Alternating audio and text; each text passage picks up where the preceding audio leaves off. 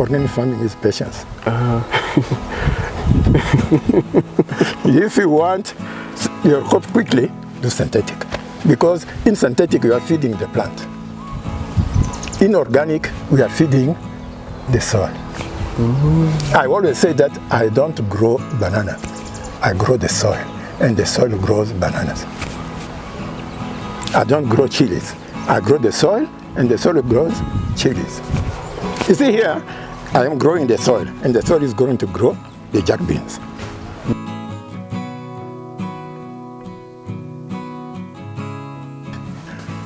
You asked me the question, how do you prepare the soil? Yeah, where we are going to plant carrot and beans, even well, there, we are going to apply this. Okay. Yeah. Now, this is already, that's a horse compost. Yes. Yeah, this is horse compost.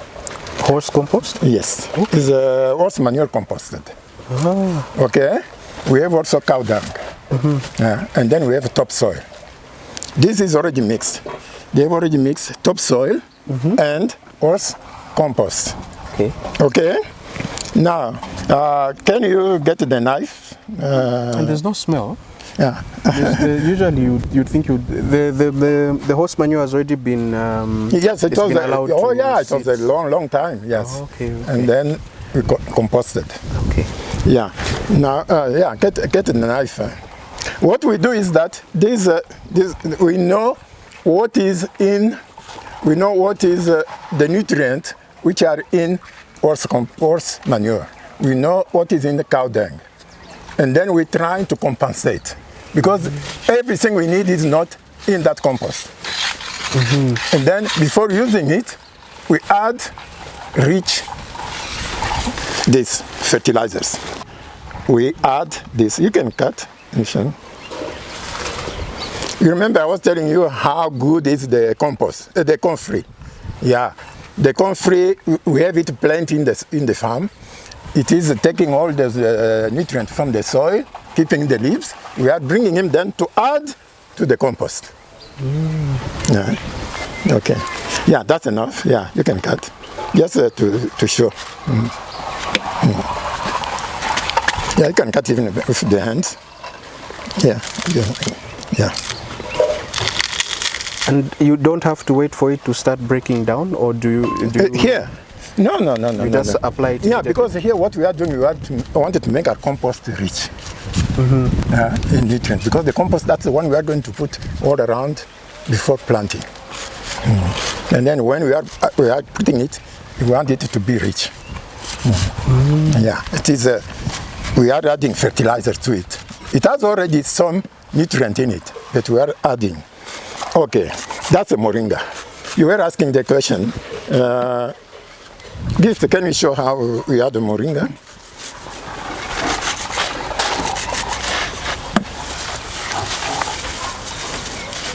It's very, very simple. You see? It's very simple. If you have already chicken manure and all that you wanted to enrich, if you have already moringa, you do that. And then he'll cut the stems to add there. Now, what we need our soil to have high level of activities. What we see, what is at the surface is one thing, but what we need also is that underground there to be rich, okay, to be active. You need microorganisms which are in the soil to be active. The worms, all of them there to be active. The worms, when they move, they open up the soil, they aerate. They are making tunnels so that when you put your waters, it moves. When you put your fertilizers, the roots can reach them. Okay? Okay. Now, Martin, you can echo bees, show them. Okay. Okay. We know that every time we are walking, like now, when they are walking there weeding, I'll go there and ask them, do you see any worm? They have to observe if you have worms in the soil. If you don't have worms in the soil, that means your soil is dead. Which means you need to put more and more fertilizers because you are not accessing the fertilizers the nutrients which are in the soil. To access them, it's like now you put stuff in the fridge. You cannot access the stuff in the fridge if you don't open the door of the fridge. The worms and all those microorganisms, they are opening for us to access the nutrients which are in the soil. That's why we are buying this compost, which has worm castings. Yeah, you can add. We are adding now the worm casting to this compost. Okay? So that when we apply it, it's like we are planting worms' eggs. We are increasing the quantity of microorganisms in the soil. You see? Yeah, you can mix.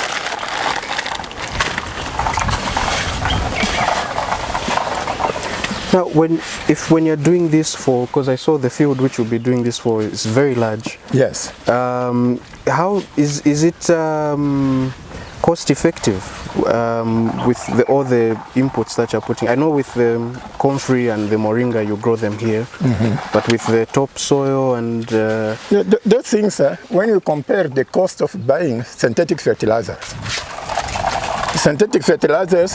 the minimum you spend now, for instance, for bananas is 1,400 for 50 kgs.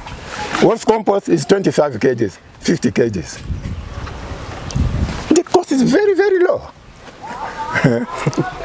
I am buying, not only we have this is a compost. It is very rich in phosphorus. You know, phosphorus, that's very important for rooting. Yeah, we are adding also this because it is also going to help with rooting, accelerate the roots development. Okay. What I am saving by, like for instance, I have bananas. If I don't buy one bag of fertilizer for banana 1,400, and then I invest in this, it costs me very, very little. But I am building the soil. I am opening that because the moringa, all those things, they are opening the soil. They make soil rich because we are doing three things. I'm going to show you. When you said the land preparation, the forest is building the soil. We are improving soil fertility. We are improving soil structure. That's what I'm talking about, the worms going around. They are improving the soil structure. And then we are also improving soil health. You see, like now when we use marigold to protect against nematodes, because they are improving the soil health. These are the three things we are doing. Now, the worms is not the only microorganism which is needed. We need a lot. Yeah, can you bring a biological fertilizer?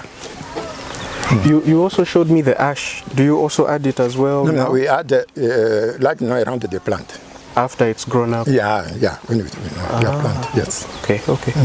And it doesn't, how do you, because I know ash can easily get blown away by the wind. Do you need to bury it into the soil? No, because what you do is that you till a little bit, you apply and then you turn. Okay. Yeah, can you bring the bag so they can see? Yeah. This is a biological fertilizer. It's called biological because we have a lot of microorganisms in it. Now, 50 kgs of that bag, it costs only 500 kwacha. It's 500 kwacha. It's 50 kgs. Now, you know what is very interesting with it? We will always buy, can you bring the liquid fertilizer, that crate? Yeah, we buy GI Grow, we buy all those liquid fertilizers because they are rich in micro nutrients. But what is very interesting with this fertilizer, not only it gives you microorganisms, it gives you also most of the macronutrients. You see, zinc, all that, they are there. You see, and then give you also the NPK, calcium and magnesium. It's good not only for microorganisms, it gives you also nutrients. And then, you can add and mix. Add and mix.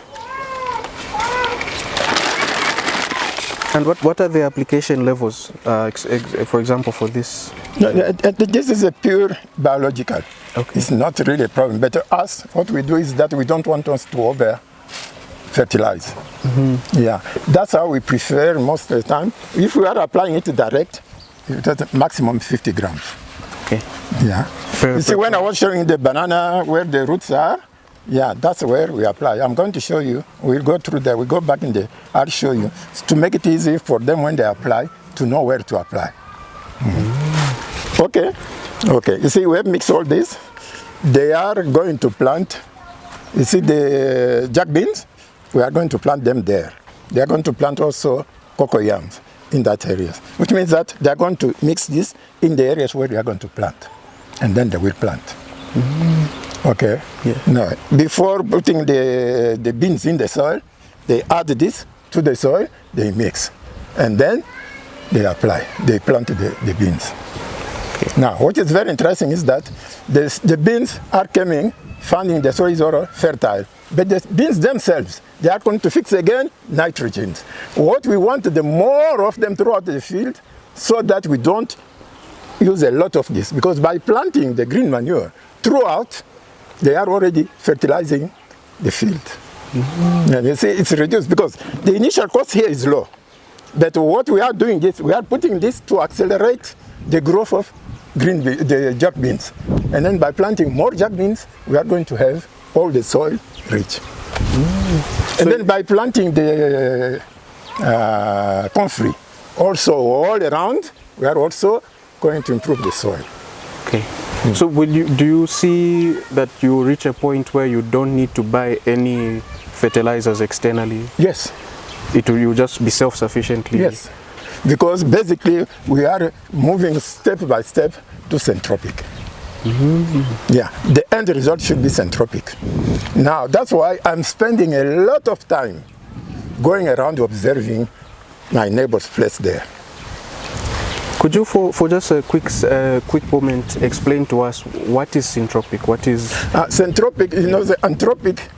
That's what you said that you are adding. Centropic in the self. Everything that place needs is generated from within. That's why I'm saying that I'm spending a lot of time observing that forest. No one is adding anything there. No one is going there to add fertilizers, adding water, and all that. But look how it is. It is centropic. Everything the plant there needs is there.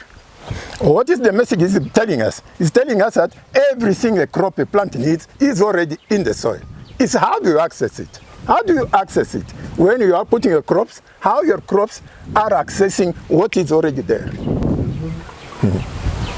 Wow. Okay? Yeah, that one, just look at it. No one is planting there, no one is doing anything there, taking care of them. And even when you add more of the plants that bring up water, have you noticed a reduction in the need to water the plants? Like, can you see that? Oh, maybe before we planted the cocoyams and we call it tute. I'm forgetting the English name. Which one? The cassava, yes. Yeah. Before you planted the yams and the cassava, did the soil need more watering, or does it reduce the need for watering? How do you see the effect of it bringing up water? Yeah, there are two things.